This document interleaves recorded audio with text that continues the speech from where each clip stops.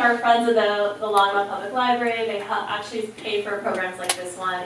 You can help to support the Friends by becoming a member, shopping in the bookstore in our lobby, or visiting their website to make a donation.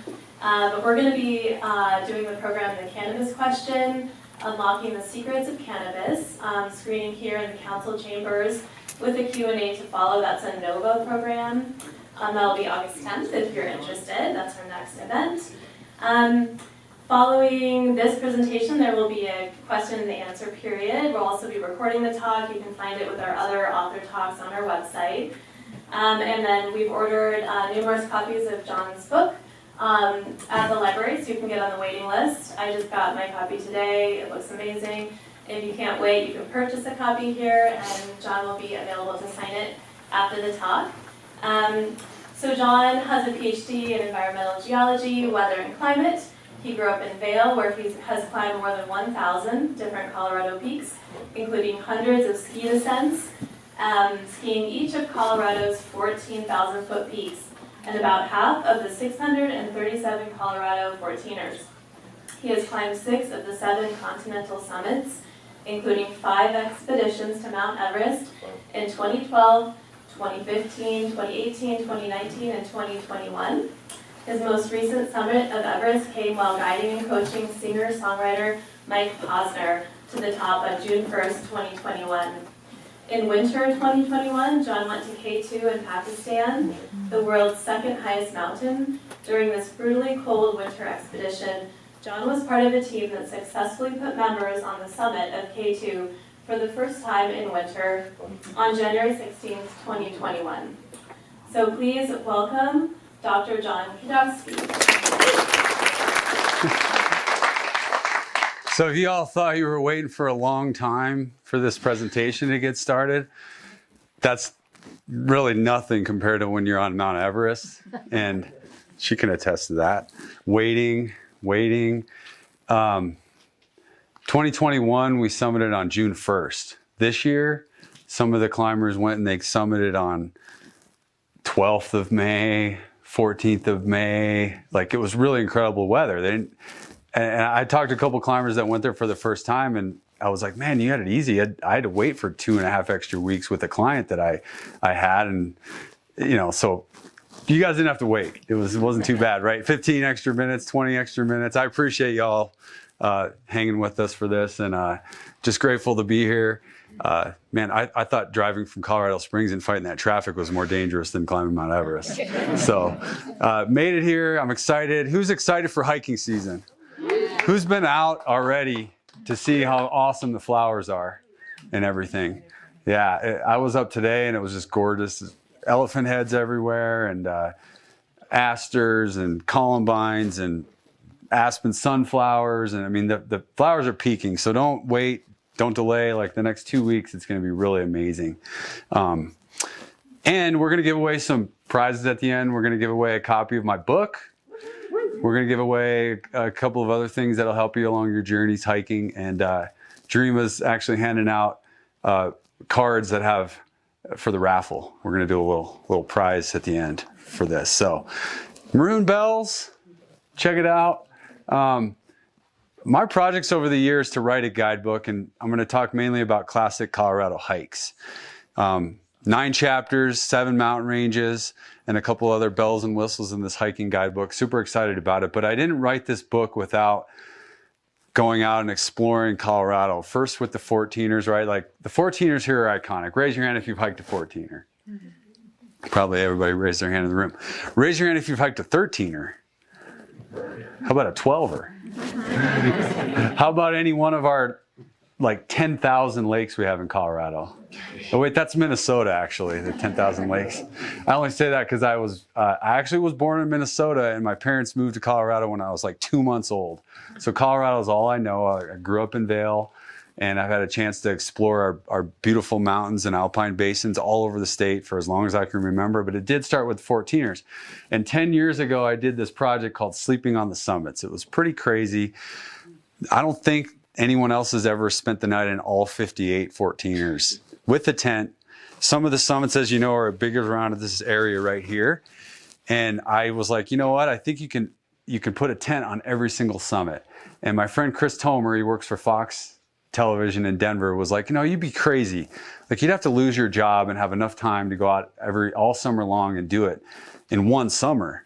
And I went out in 2011 and I did just that. I spent the night on the summit of every 14er. And I used to sleep on summits like North Maroon to acclimate my body for bigger challenges, to go climb in other countries. I've done 28 expeditions over 18,000 feet. My company, Dr. John's Adventures, we guide in South America and in Nepal now, leading treks just to base camp, but then we do some bigger peaks. I've guided 2 clients to the summit of Mount Everest in the past on 5 expeditions.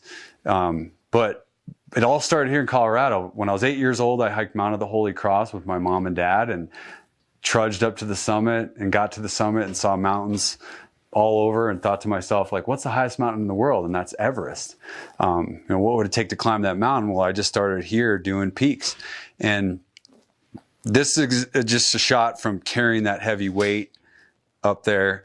And I learned a lot about creativity in the mountains, not just from carrying a heavy pack. When we go and climb 8,000ers, 8,000 meter mountains, we're carrying packs like what you see here, heavy packs up steep terrain. And so training here in Colorado and sleeping on summits is how I train to carry my own weight on expeditions.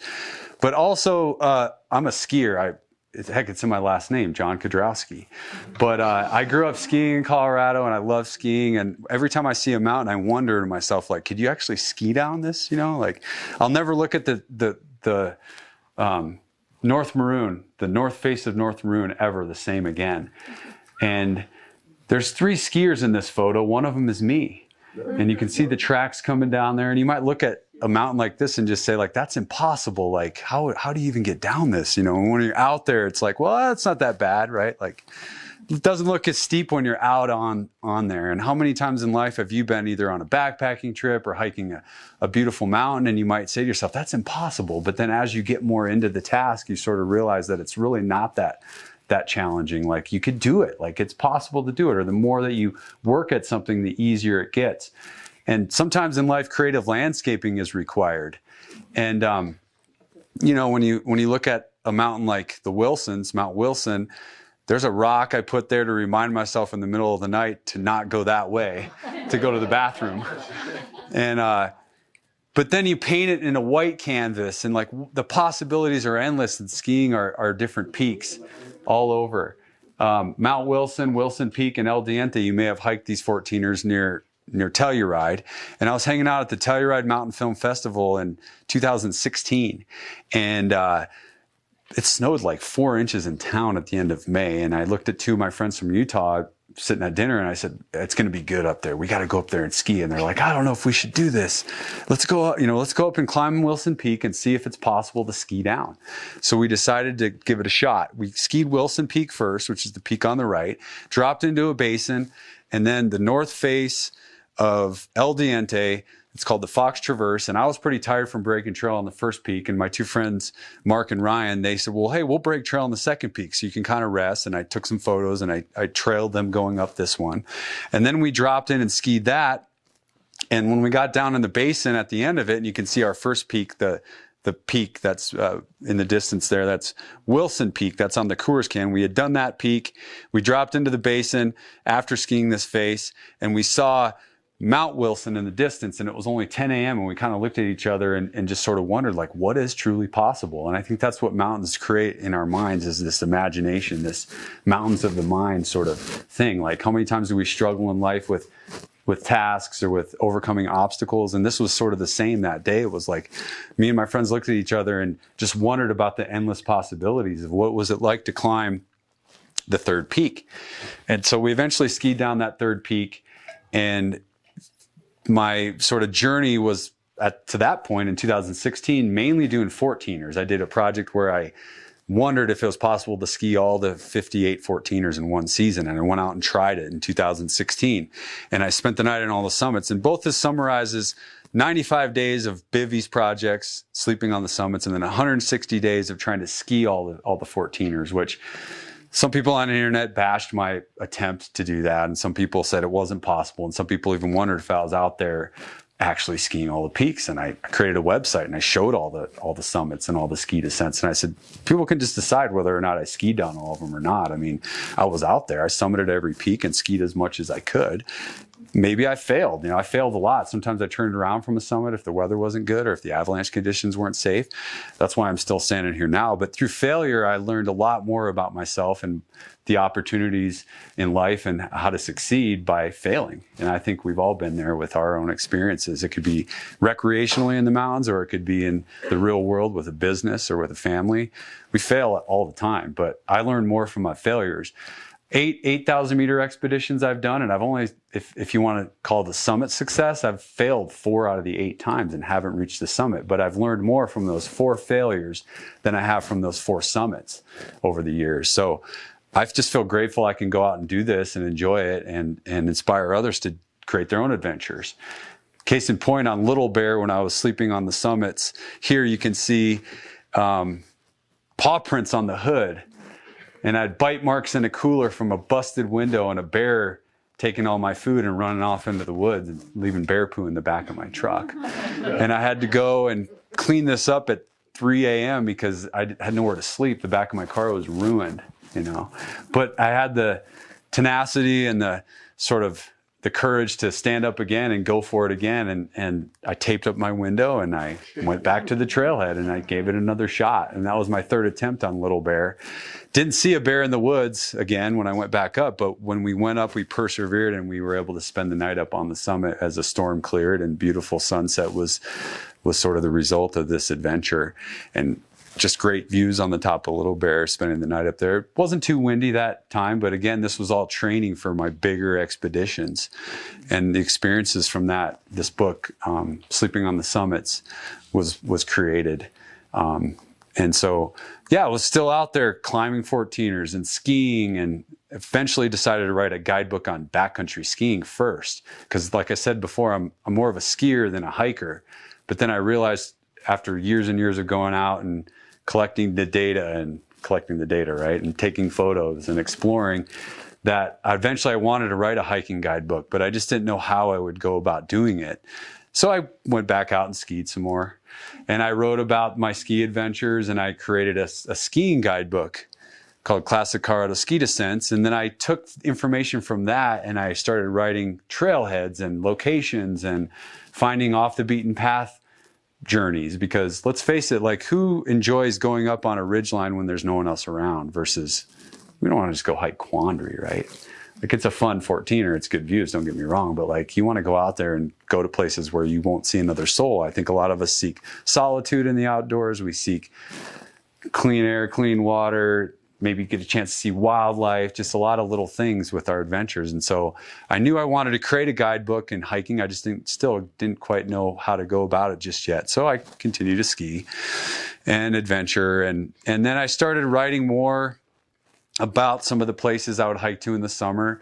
And then I battled with, like, do I really want to share information on some of my secret places, right? We all probably have secret places, right? Raise your hand if you have a secret place and you don't want anyone else to go see it, right? So then I battled with that, like the ethics of it, And then I started writing more about that in the front material of this guidebook, like, how to prepare for a hike, how to understand the weather, how to plan an adventure. And then I started to write more details about places that I would want to share with people.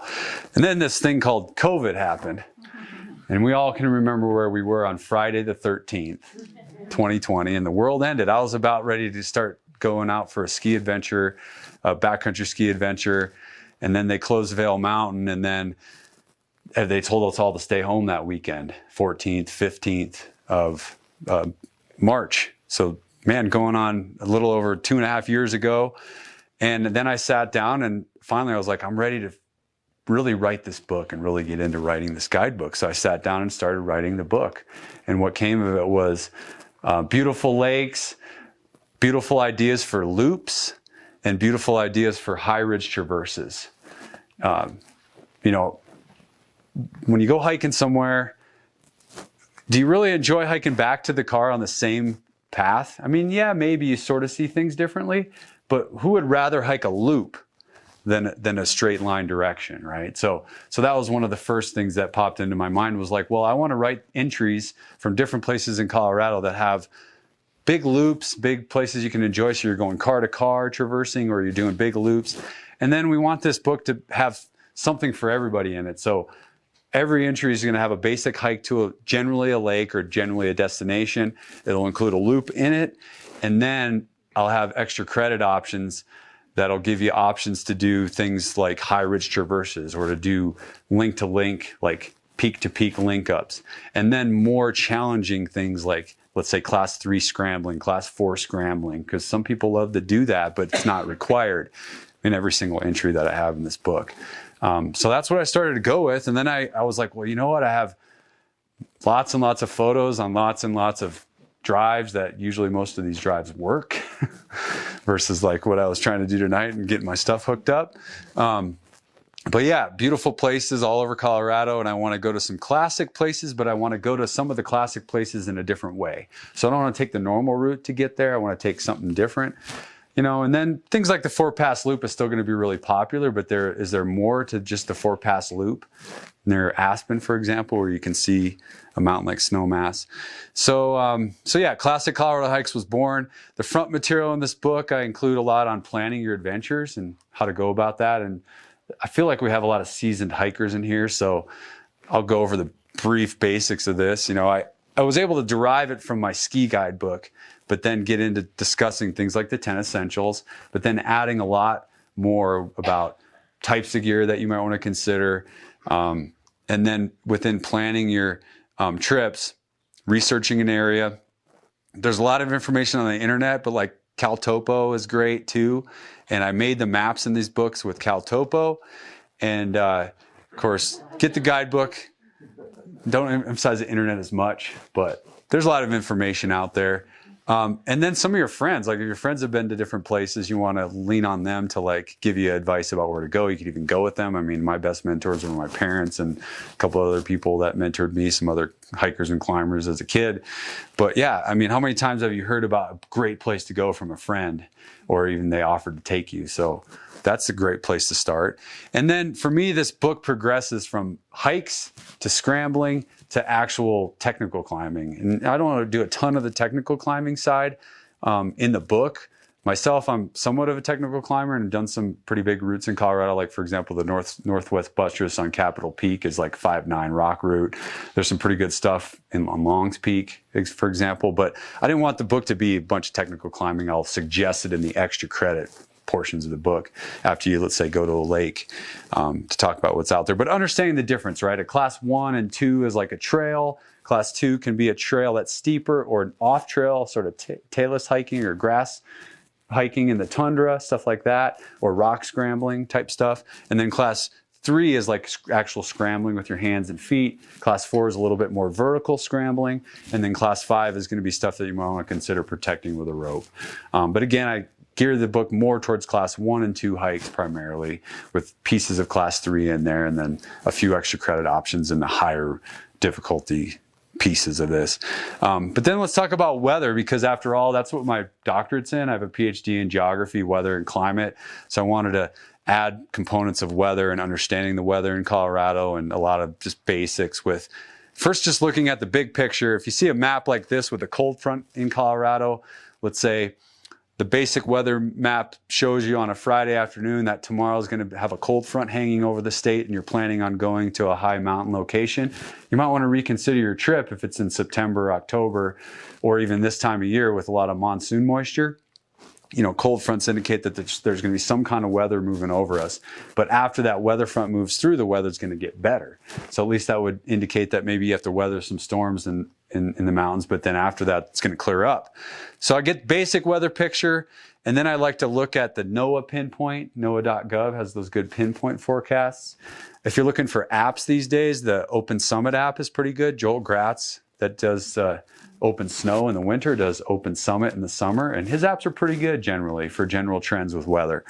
Colorado Avalanche Information Center might help you out if you're deciding to do some sort of adventure in maybe May or June just to understand what's still going on with the snow that's up there. Now the snow's almost gone, so we don't have to worry about that. And then understanding things like prevailing wind directions, so to diagnose the weather in the field. So right now we have July and August. We mainly have a southwest flow for monsoonal moisture and afternoon thunderstorms. So if you're up on a mountain peak and you understand prevailing weather direction, always want to start early. But if you're getting up on a ridge line, let's say at 10 or 11 in the morning, and you're trying to understand, well, I think today the flow's from the southwest. Well, then that'll allow you to be a cloud watcher. And cloud watching, at least you can tell, hey, if there's a storm to my southwest, it's probably going to move over me. But if there's a storm to the east, it's going to move away because I know the prevailing wind, general wind direction. So that's just a basic tip to understand, so hey, you can diagnose your weather in the field. And then assessing fire avalanche conditions can be just based on like, okay, if I'm going to camp somewhere, I probably need to take my stove and not start a fire, or is there a fire ban in effect, just stuff like that. Everything up high right now is really green, so we don't have to worry much about fire danger above 9,000 feet right now. It's been a really good June and July in terms of moisture up higher, right? Obviously, walked in here 20 minutes, 30 minutes ago, and it was like 95 degrees outside, but up in the mountains right now, everything's pretty cool and wet. I just went hiking this morning, and it was gorgeous. So yeah, general weather trends and understanding of that. Understanding the season with dynamics for weather and temperature and wind is important too, because we're going to see trends that play out through the summer and then into the fall. A photo like this is from mid to late September, even early October. Bluebird skies all day. So some of the routes in this book, you can go to high ridges and do high ridge traversing all day long in late September and October. But this time of year, you probably can't do some of the bigger traversing on ridges above tree line. The best rule for July and August in the warm season is to be done with your hike by noon, really. I mean, some of these days lately, it's been raining as early as 10 a.m. in July and August, right? So just getting an early start just means like if you live down here in the Longmont area, you're probably leaving your house at 2 or 3 a.m. Or you're driving the night before to a trailhead and spending the night in the car or car camping or something and getting a start 4 a.m. and hiking and getting that beautiful sunrise high up. Temperatures right now, warmest time of year, July and August. And this is 13,000 feet temps, right? 47, 48 for highs, 50 for highs that high up. But the sun's really warm too, so it'll warm you up. It's more about the wind. So again, wind average gusts, July and August, 20 to 20 miles an hour on July and August, so we're good to go. Very rarely is it much windier than that this time of year, maybe with a storm front or an afternoon wind system or something like that. But already watch out, September and October, a cold front will bring sustained winds in the 30s and 40s and even windier than that. And then for those of you that love to just go hike up in the Indian Peaks or on Long's Peak, it's always windy up there, right? So even in the summertime. So just be aware of that. And then the most important thing is lightning. I mean, lightning is the #1 weather killer here in Colorado. I can't stress it enough is to get back to tree line even by 11 a.m. if you can, because lingering up there past noon, your risk just goes up like crazy. And if you're standing on a ridge, you're the highest thing around, especially if you have trekking poles and stuff like that. So be aware of that. How many times have you been up on a ridge and you're looking and you're like, there's the storm and I think it's coming this way. And but if you're a cloud watcher, understanding at least general wind direction, here I'm standing on Capitol Peak near the knife edge. I'm looking to the sort of west southwest, and it was a southwest flow coming from that direction. So at the time, this is an older photo from sleeping on the summits. We didn't have these fancy weather radar apps even 10 years ago. And now, I've done so many 14ers and 13ers over the years, I can be hiking with somebody and I can say, hey, if you go stand over by that rock over there on that ridge, you're going to get service right there. So then I'll go over and pull my radar app up and watch, and then I'll look and kind of see the storm track, and that helps me make good decisions whether or not I should. If you see this and it's like, well, should we go up? It's like, oh, okay, the flow's coming at me. I know for sure on my app, it's not going to hit me. So I'm out of here. I went down, and sure enough, 30 minutes later, lightning came and we were low enough to where it wasn't going to get us. But if we would have gone up, it would have been a bad idea. So yeah, making those good decisions because the lightning is key. And if you're a visual learner with these graphs, it's not so much about the numbers, but about the size of those bars. I mean, look at June and July and August. for deaths in Colorado. And this is a 40-year cumulative. It doesn't mean 109 people died in 1 year. It just, that's spread out over 40 years, but that's still significant. 2 to 4 fatalities a year are happening because of lightning. And this isn't just on mountains. This is just all statewide, right? Like you could be out having a barbecue in the afternoon outside of town and lightning strikes a tree and you're in the way. So yeah. And then it's more about the timing. So 7, 8, 9 a.m., you're still pretty good. Very rare to get struck by lightning, even 10, 11 a.m., right? But as soon as you get to the noon hour, look at how much it spikes. So if you're back to tree line and walking through the woods and down and getting back to your car, you're really just that much safer. You're not even up there anymore. So start at 3 a.m., start in the dark. I mean, it's worth it. It's gorgeous too once that, pinks and yellows and oranges of the sunrise happens at 5, 6 a.m. It's so worth the wake up, right? It's kind of painful at first, but getting up there is so worth doing to avoid it. And then there's your timing by area, Southern Mountains, 10:30, 11. I mean, I was just down in Ouray over the weekend, and it was raining in Ouray in the park at 10:30 in the morning. So these storms are already starting. Northern Colorado, if you're up in this area, it can be more like noon, but you still have some time. So classic Colorado hikes, 9 mountain ranges, 9 chapters, and I spread it out, 2 front range chapters, and then I went down through 10-mile Mosquito Range, the Gore Range, then the Raywall Wilderness up near Cameron Pass, Zirkle Mountains, and then further south and west to the Saguache Range, the Elk Mountains, down into the San Juans and the Sangre de Cristo. So this book is laid out by chapters. It's laid out with color coding and everything. I should have brought a book up there with me. I could be like showing it and everything. So, but this is derived from the cover photo actually. So you're looking down into the Blue Lakes Basin that is near Sneffels, the 14er. And this Blue Lake circuit is really awesome. And oh, thank you. Look at my lovely assistant, Dream. I give her a hand. Yeah, thank you. So we're gonna give this away today. But yeah, so we've got the cover, the book, it's got color coding in it for every chapter and color photos and everything. So why don't we just enjoy some beautiful scenery here, huh?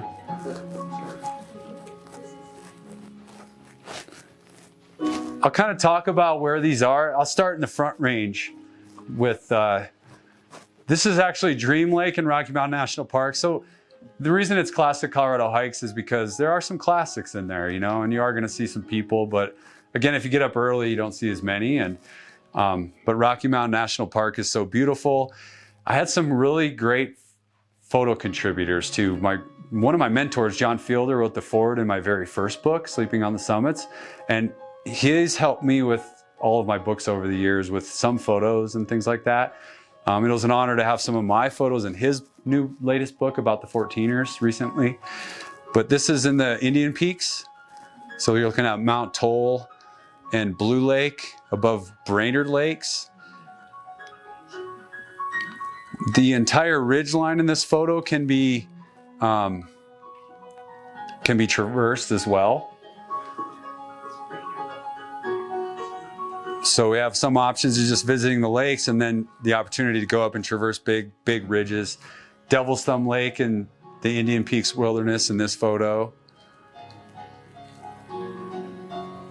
And there's Loch Lomond near James Peak.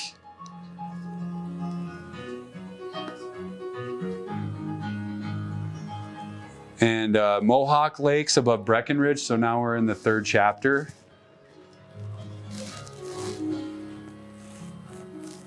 Lots of goats and other wildlife you'll see often. So this is called Wheeler Lake, which is near Hoosier Pass. Found an old car. So it's always fun to find old mining ruins. A lot of these places, as you know, it's just Colorado's such a mining mecca over the years. This is called Bubble Lake, which is near Vail in the Gore Range. So beautiful teal waters.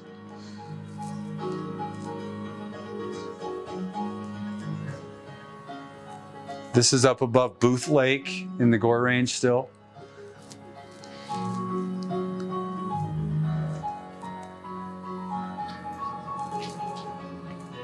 And another reason to get up early is it's calm, right? So you get these reflections.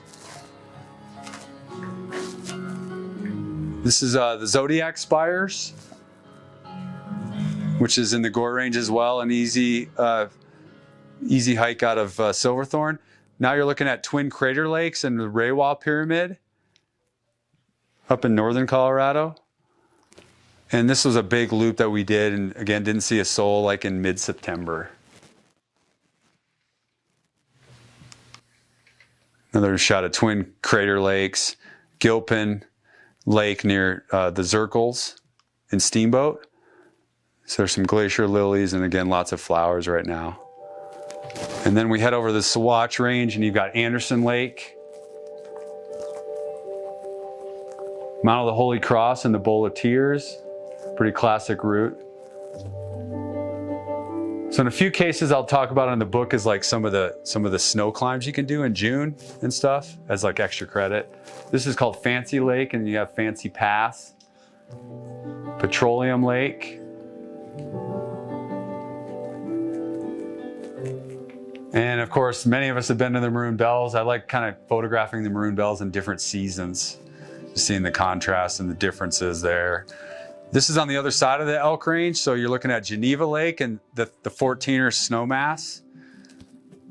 And then this is looking back down at Geneva Lake from the last photo.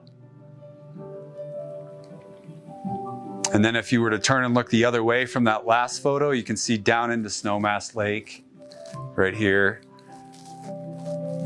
And the reflections. This is part of the inside cover of the book. And then different seasons. So this is more in April and May. You have a lot more snow up there.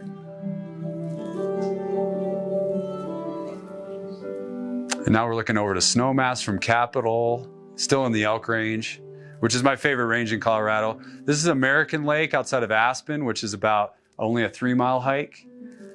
And there's some 13ers you can link up on a high ridge traverse in late September. Cathedral Lake, another 3-mile hike outside of Aspen as well.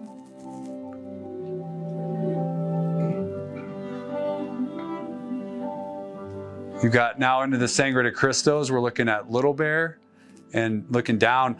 A lot of times the high ridge traverses, the goal with this was to show some of the lakes from above too. So that you're getting good shots of lakes and everything.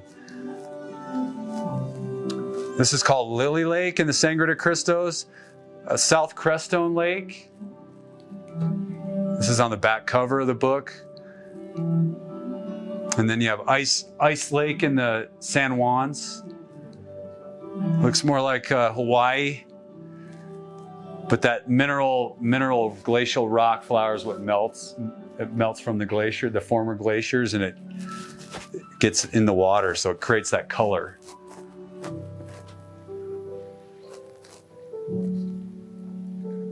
And the columbines right now are just phenomenal. So make sure you get out in the next 2-3 weeks.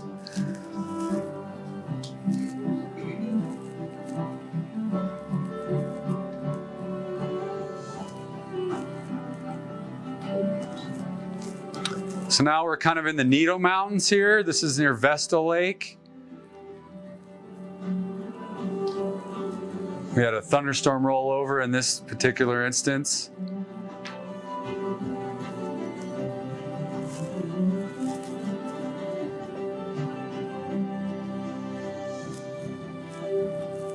Now we're over by Telluride. This is Navajo Lake.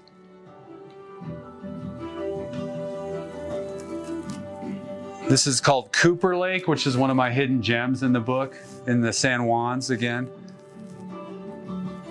And now we're looking at Blue Lake.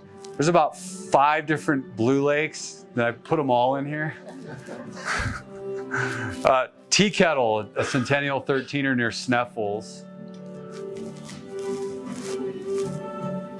And then Blue Lake from the cover. So when you look at the cover and down in the basin, this is what you see.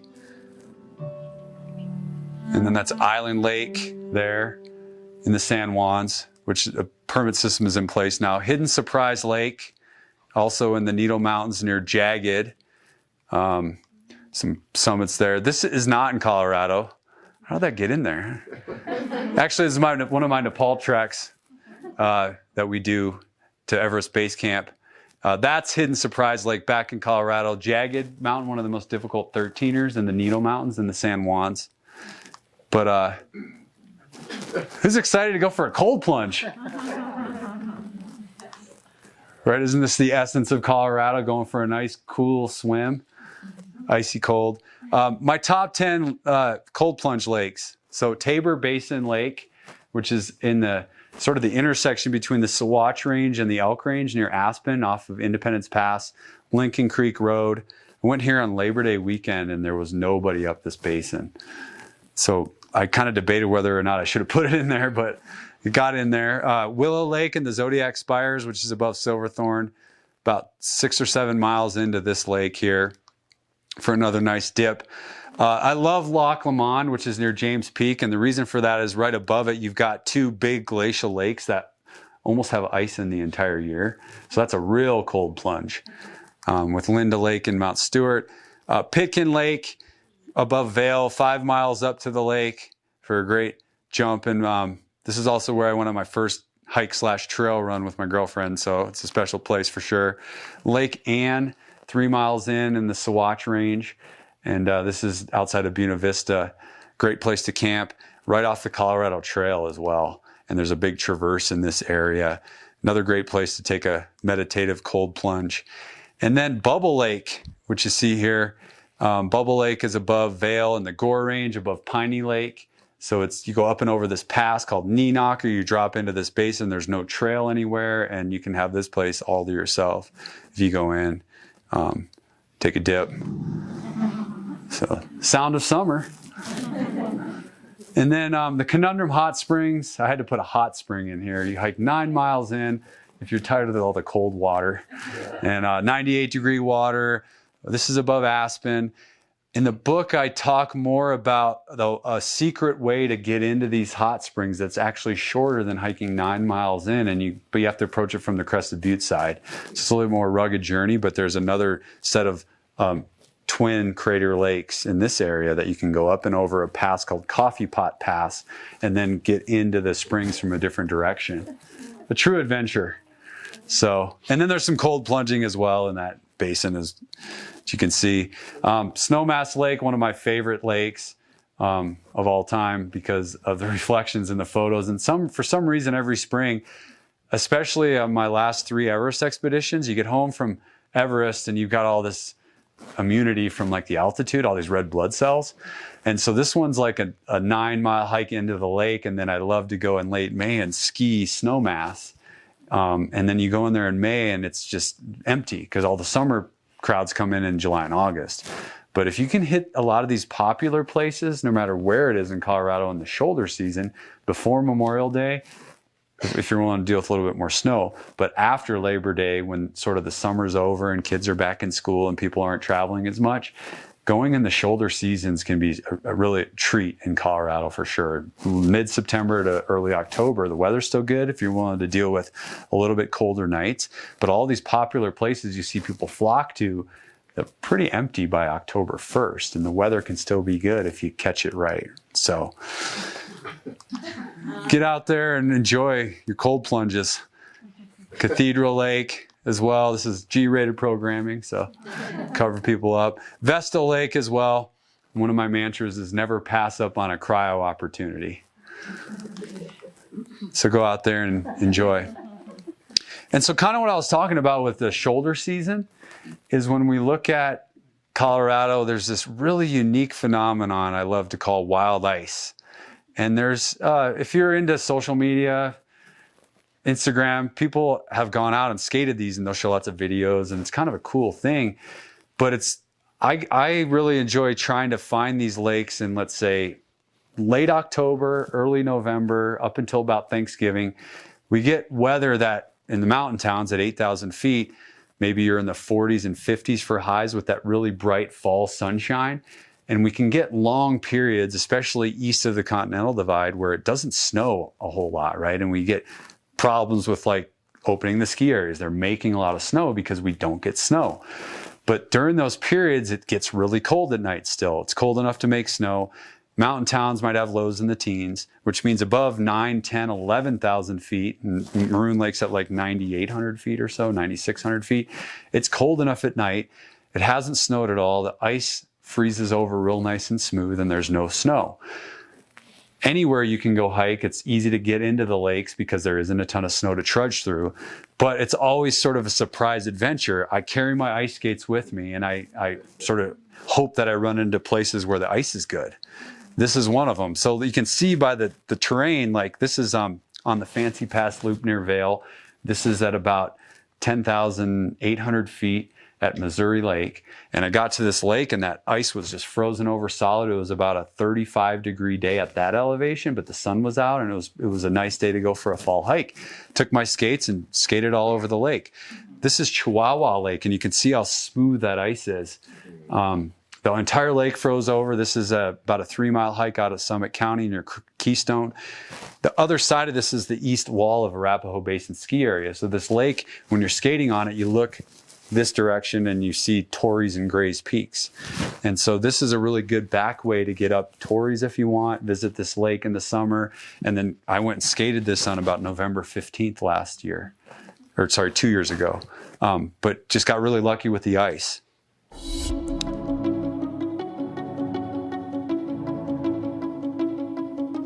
Jon Kedrowski here outside at the famous Maroon Bells, and this time of year, about a week or two before Thanksgiving, the ice starts to get really good. We're at the base of these 14,000 foot peaks, and I can't think of a better place to go ice skating.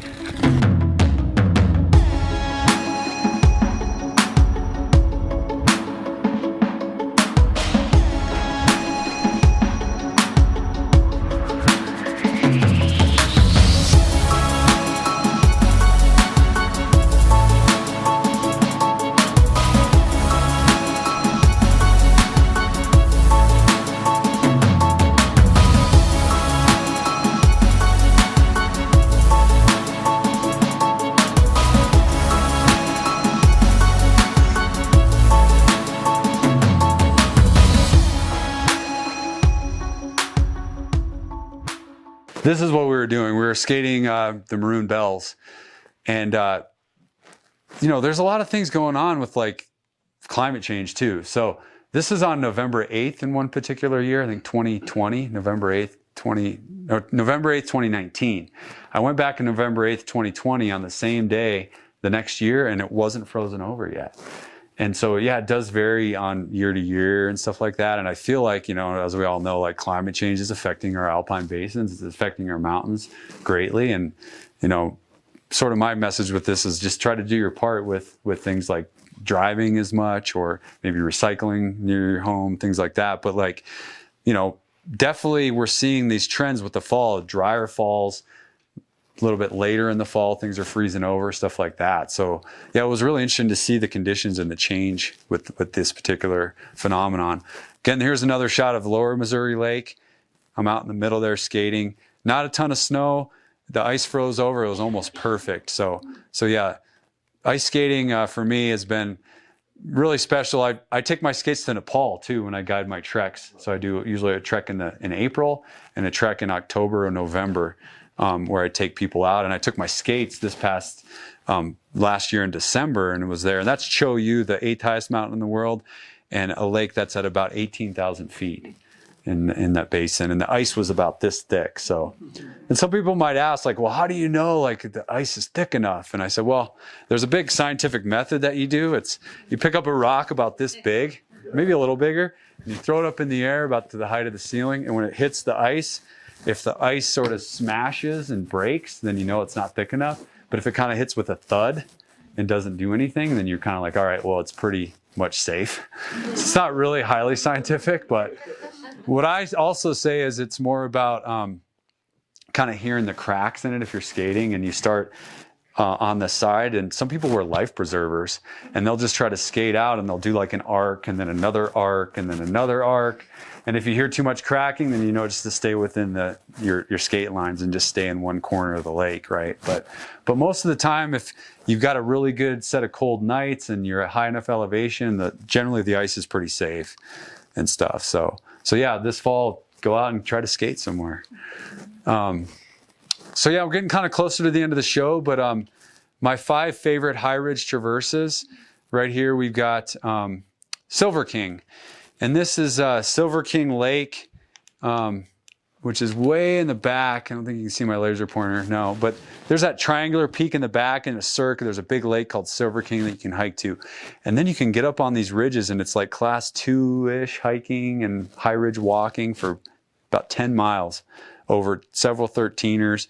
And again, this is a shot from like first week of October. So it hasn't snowed yet, but it's a beautiful day up high. And you can go for miles on some of these ridges. And so a lot of the high ridge traverse portions of my book are considered extra credit, but you can do your research, look at maps, and literally high ridge traversing is completely endless in some of these places. I mean, another one is we did this big ridge traverse through Pure Lakes Basin up the spine that you see in the distance, which is on this side. It's the south ridge of Capitol, and then we came off the knife edge and then down to Capitol Lake. So you can just get creative with these traverses. And then when we came off of the hard parts of the mountain, the sun was going down. We just were able to walk back to our camp. And then the colors just were impressive with the sun setting that night and everything. And Mike was lit up in bright pinks and purples and all that. Then we spent the night at Capitol Lake, and then there's this big, long, 10-mile long ridge from Capitol Lake to Sopris, all the way down near Carbondale. And so we took this ridge for like 10 hours one day. And it was, early October, so it was like a 50-degree day, and we saw elk herds, and we didn't see another person on this ridge the whole way. And then we got all the way up to Sopris, the summit of Sopris, which you see there, and then we dropped down to a car that we left. So we went car to car across for two long days with one night in the elk range. It was one of my most memorable trips, but that Capitol Lake to Sopris is along that ridge line. There's Capitol in the distance and Mount Daly. But you can get creative with these. It's like, and that's what I talk about in the book. I'll show all right, you can hike to this lake. You can consider this easier loop. But then if you go up to, let's say, the top of Daly, what is possible? And you might even be out there and have wondered that, like, I think I can go across this ridge, or I think I can go this way. And so I'll give sort of tips and the extra credit as to like what ridges are good, what ridges aren't, and then you can go out and create your own adventures. So Adams Lake, South Crestone Lake, and Mount Adams and the Kit Carson Massif. Andrew Hamilton. Anybody know who Andrew Hamilton is? He's a guy that set the 14er speed record. He hiked all the 14ers in 9 days, 21 hours. He did that record about 5 or 6 years ago. I had the privilege of hiking with him and his girlfriend, his girlfriend was his crew, and along with 3 or 4 other people in a van.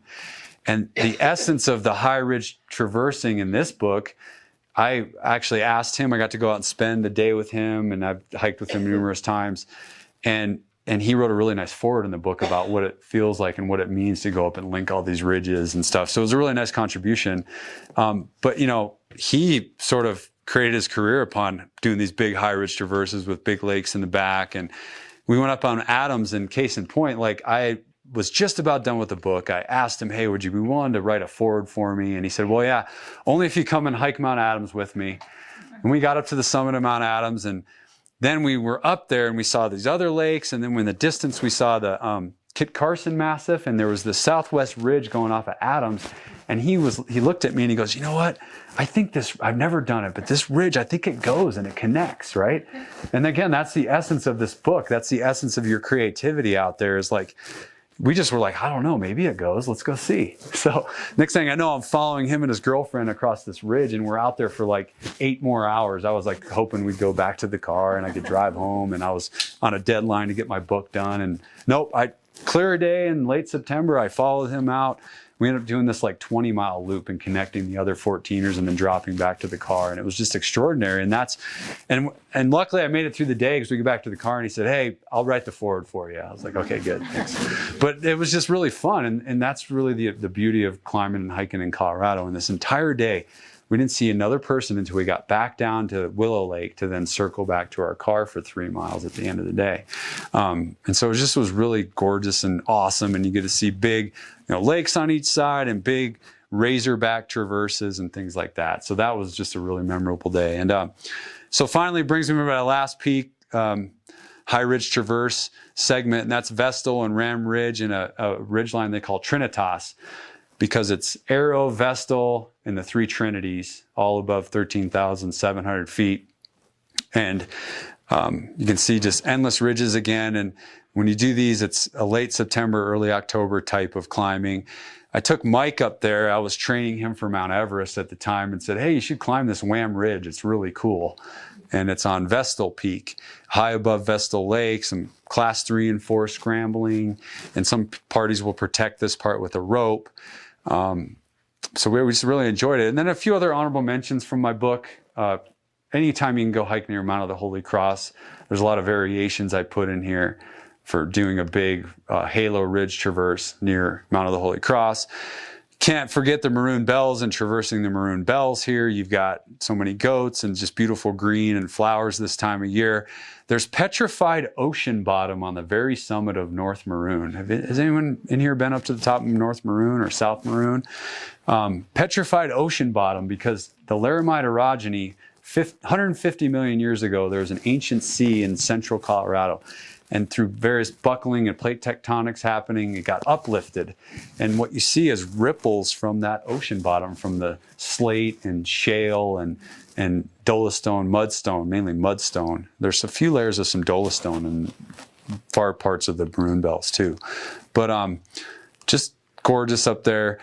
Some other honorable mentions: Uncompahgre to Wetterhorn, El Diente to Wilson. So some of the classics, right, like of the 14ers, the 4 14er traverses are really fun to get out and do. My girlfriend and I did this on May 14th this year.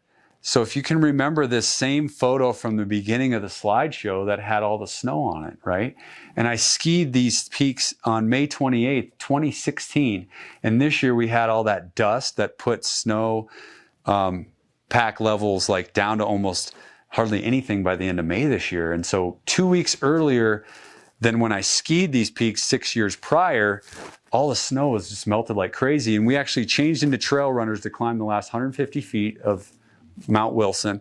And then we had to climb back down to our skis and transition back into our boots and then ski one of the couloirs. So definitely this year there was something going on with the dust on the snow and the warm spring that we're having and things like that. And so we definitely are seeing the climate changing at all levels in Colorado and other parts of the world. So yeah, just a few other shots from some of my favorite ridge traversing here. And hopefully you're inspired to get out and do some more hikes. I put some old vintage photos in here too. This is my sister. She was 14 and I was 18 when I finished the 14ers in 1999. So I'm starting to feel dated, actually. But yeah, just great places to go out. See plenty of goats. This is a shot from Snowmass. Again, there's the lake down in the lower corner, frozen in late May. So I just love the seasonal change that we have out here and everything. And so that's classic Colorado hikes. I know at the end of the show, I'm going to take some questions and maybe some of y'all are curious about what it's like to climb Mount Everest. I'll end up sharing a little bit about my expeditions over the years. And I've been grateful to go and do 5 expeditions, training another client for next year. So I'll be going back to Everest again next year. But we take people on treks just to the base camp, which is at 17,000 feet. So it's a 2-week journey in and out, about 8 to 9 days into the base camp, 3 or 4 days back out. We visit villages and you see the yak trains hiking through some of the upper valleys on this trek and this journey. And this is actually a shot of Everest from the north side in Tibet, because I've climbed Everest from the north side a few times as well on expeditions. But the base camp to Camp 1 is the notorious Khumbu Icefall, where you hear about all the ladders and the sort of scary crevasse crossings and everything, right? Like, how many times in life have you had a daunting task and you didn't want to do it? And I feel like crevasses are kind of like that, going across these rickety ladders, and how hard this can be and how kind of scary and challenging this can be, right? Like, very rickety. They put like the icefall doctors, they fix the ladders with this rope, so you can hold onto the rope and then you pull and you kind of do the technique. And the 2 clients that I've done on Everest summits, I've trained them by setting up ladder courses in like my front yard, or like my brother's front yard. He's a contractor, and so we set the ladders up and they get to practice and learn how to build these systems too, so that they understand them more, and then they don't fear them as much. And yeah, because fear of things outside our control can paralyze us into inaction. So the last thing you want to do is like approach a task or like crossing a crevasse, never having done it before. Of course you're going to freeze, like it's scary, but if you've done it over and over again, you get a little bit desensitized to it, or you build confidence. You know, and I think we can all relate to this in life in general. If you've faced a tough task and if you've practiced for it, you're going to get good at it enough to where you don't fear it anymore. And our expedition was kind of about that, not fearing the elements, not fearing if there was going to be a storm necessarily, and that realizing in life that all storms will pass eventually if you wait long enough. And kind of like at the beginning of my presentation today, I was like, I hope that this next USB works and that the technology cooperates, and it has for the most part. So I'm grateful for that. And yeah, so like, if you climb a mountain in Colorado, like if you've ever been up on Grays and Torreys or on the Maroon Bells in the morning and you get that shadow, and that's one of the reasons why I love starting early, is seeing that. You know, and achieving your goals is never going to be easy. If doing something great was easy, then everybody would be doing it and there'd be no reward for doing it. And, you know, think about that next time you have a 2 a.m. wake up for hitting a trail early and you're kind of tired. Realize that the sunrise is always worth it. That morning light is always worth it up on these peaks. This is a shot from Kalapatar looking at Mount Everest. This is a 18,500 foot, sort of the pinnacle of our base camp treks that we do every spring and every fall there when I take people over. And you get the view of Everest, you visit base camp, and you touch a pretty high elevation with some of the highest mountains in the world with Everest and Nuptse. And again, one of my treks is coming this fall. We still have a few spots available. In the back of the room when we're selling books at the end of the program, I've got some QR codes. We send out information. If you're interested in signing up for my monthly newsletter, I'd be grateful to have you on that and stuff, because you might be jumping for joy someday going to Everest Base Camp. We took some students from Colorado Mountain College here last year for a study on climate change and glaciers and learning about plate tectonics in the greater Everest region. So that was really fun. So I hope to see you maybe on some of my treks in the future. Let me see. This might inspire you moving forward. A little bit about my last Everest expedition. Probably one of my more memorable experiences, because I had a guy that came to me and said, I have a dream to climb Mount Everest. And I told him, hey, if you work hard enough to do it, if you put all the time in, you commit to it. And then we became like best friends throughout the journey. He trained with me for almost 2 years. And then when I summited with him, it was just extraordinary because we were both in tears and just really cool. So yeah, I just want to thank you guys for having me. Janet, thanks so much. And sorry about the technology tonight, but hey, we got it done, right? We weathered the storm. And because of that, since you guys all graciously stuck around, we handed out business card, not so that you email me and bombard me with questions, but so that you can win something.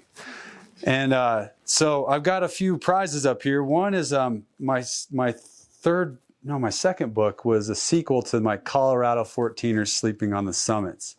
This is the Cascade Volcanoes book, where I went and climbed and skied the 20 highest volcanoes, and the adventure discusses things like the Ring of Fire and the types of volcanoes and all the different, a lot of people don't know that like Mount Lassen in California erupted 100 years ago, just like Mount St. Helens did, but none of us were around then, right? Everyone knows Mount St. Helens for the most part erupted. So I went and did this kind of wacky ski adventure in this book, and it was a sequel to my Sleeping on the Summits. And we'll have all 4 books in the back, but I wanted to give away one of these. So I guess we have numbers 1 through 60 that we've handed out through either business cards or a bookmark or something out there. So I think I'm going to give this to, today is July 25th. Who's number 25? All right, congrats. And I'll be around to sign that.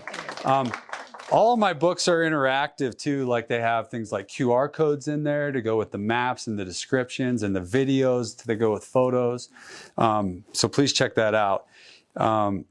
All right, so I've got a few other prizes to give away here. This is a hat from my trekking company. It's got the flag and some of the signature view of Everest is on here, but this is Dr. John Adventures hat. Let's go with number 38 on this one. Winner in the back. All right, thank you, sir. Go. Congrats. All righty.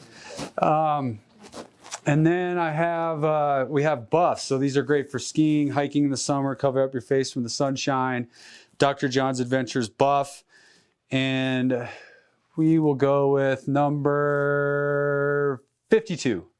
52 weeks in the year to go out and get after it. Here you go. Thank you, sir. Thank you. All right. And then let's give away one more prize. What should we do? Classic Colorado Hikes? That's why everyone's here, so might as well give away this. You have a number in the back, young lady? Jana? How about my birthday date, 17? 17, winner. There we go. All right, congratulations. Okay. And so we have hats, books for sale in the back. My other books are available, but I guess I have to do some questions, right? Are there any questions? Thanks again for having me, especially Jana for setting this up with the Longmont Library and the City of Longmont and the Civic Center We're really here. running Great late, venue. So if you have to go, feel free, but I would like to allow folks the chance to ask you Sure. questions since Yeah. you're here. I'll take the mic. Are any of those lakes drinkable that you hike to? They're all drinkable. I just always carry my Sterapen. Yeah, to treat it. Yeah, you should probably always treat water regardless because you never know. Yeah, for sure. You can find mountain springs sometimes that you can drink from, but yeah, it's always safe to have that. So, what's that? Oh, yeah. Do you have a question over here? Is there ever a plan to remove the bodies from the summit? Removing the bodies Thank you. from the summit of Everest, is there a plan for that? Now a lot of the teams hire massive amounts of Sherpa support, and so they'll send 8 or 10 guys up and drag it down. And I know that sounds like but to the family, it's family requests usually, because above 22,000 feet you can't fly a helicopter. You can't, so they try to get them down to Camp 2. Yeah. Buried in ice or under stones or anything in the meantime? Yeah, and sometimes if a body freezes in place, that's why some of them stay where they are. It's a monumental effort to try to chop anything out. Like in the South Col, there's a lot of tents and shrapnel from how windy it is all the time, and it's average 80-mile-an-hour winds in that col most of the year, except usually when we're up there trying to climb, it's not. But the rest of the year just gets spread out and then frozen into place, and the effort physically it takes is almost impossible. So it's more about physical exertion in life versus like trying to clean it up. They do some expeditions to try to clean it up, and we try to do our best to pick everything up in the moment so that it doesn't get spread around. But the reality is the wind will blow it so spread out, and then it's hard to pick it out. So, yeah. I know you have a very significant weather background, but I'm just curious with all the places you've been, if you've ever had the weather turn on you and you've had a near-death experience. The closest I've had of my own injuries, like I got hit by a rock on K2 a few years back, which just kind of hit me on the arm and the hand, so it was kind of okay. But weather-wise, really just waiting it out. Like if something comes, like we sat in 5 more days in Camp 2 in 2021, and we had to summit June 1st because these 2 sort of typhoons came in and created all this snow, and it snowed like 9 feet in 5 days. And every day we were just digging the tents out. And I do like bigger corporate talks where like I get more into like the overcoming obstacles and do like workshops and different things, and then share more of the Everest story. So yeah, that weather, waiting for that storm was just, you had to be patient.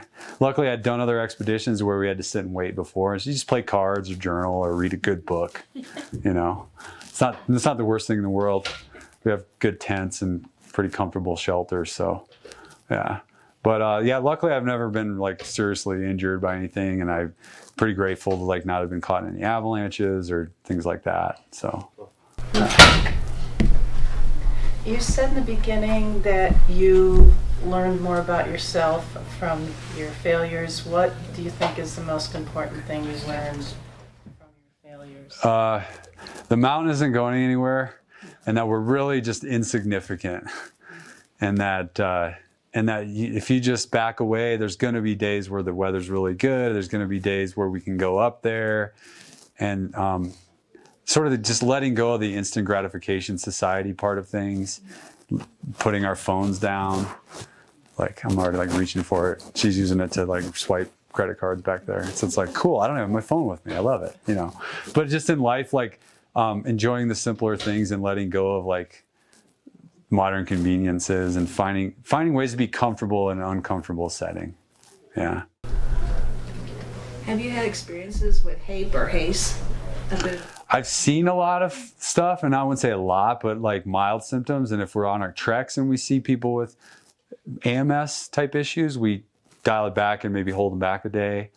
And that, yeah, I mean, I've seen people with pulmonary edema, more cerebral edema higher up, and we just have to evacuate them right away. Luckily, not a ton of like immediate team member stuff, more like other teams at times we've seen stuff like that.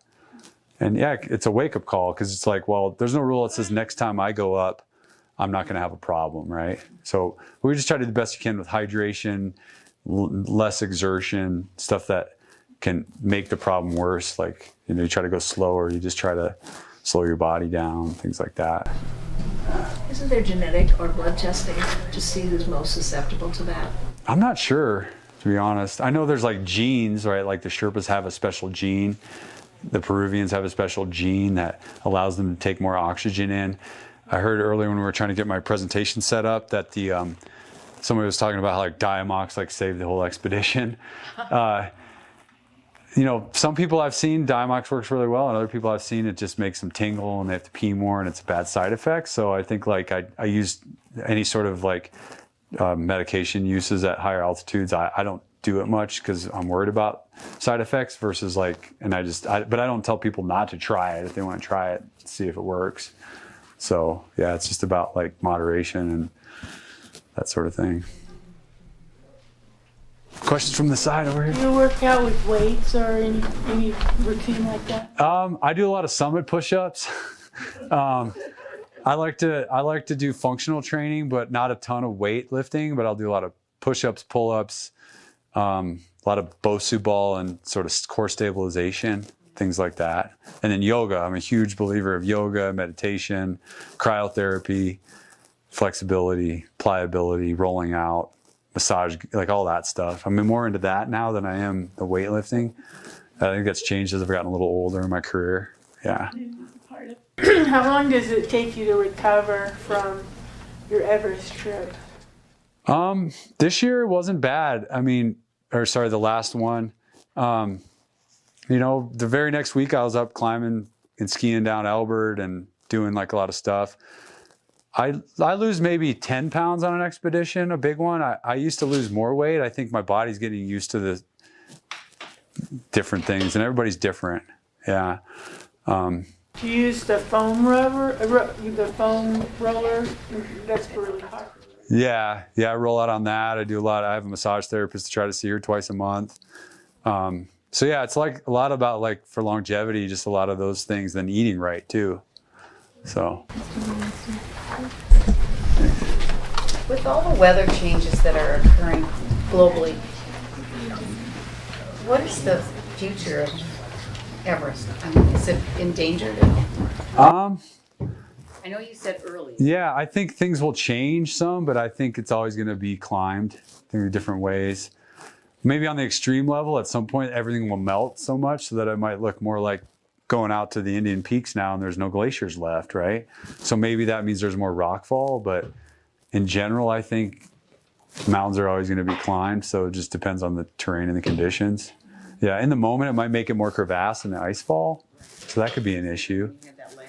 Yeah. So I think, like it or not, changes are coming, but I think they can also be managed, just be a different kind of challenge. Yeah. All right, how about one last question? I'll ask. Kind of a silly question, but do you think Mallory and Irving made it? Man, how am I going to answer it this time? I hope they did, and I heard that. I mean, those guys, like, are you maybe referring to Mark Sinnott's new book too, The Third Pole? No. They went back and did a bunch of research on whether or not they did or didn't make it, and they think the Chinese covered up some of it. They found the camera in one of their pockets and Yeah. confiscated it. Yeah. So there's conspiracies with that. after climbing the north side in 2018 and 2019, I kind of feel like they did make it, but we don't know. So I'll give them the benefit of the doubt. Yeah. Is that like, what's his name, Hillary? Yeah. And then the Sherpas will say that Hillary wasn't first, that Tenzing Norgay was. And then they all say that they both walked together to the summit. So, yeah, but thank you. Yeah, thanks everyone Appreciate for it. coming out. Thanks again for your patience. And thanks for your Alrighty. introduction.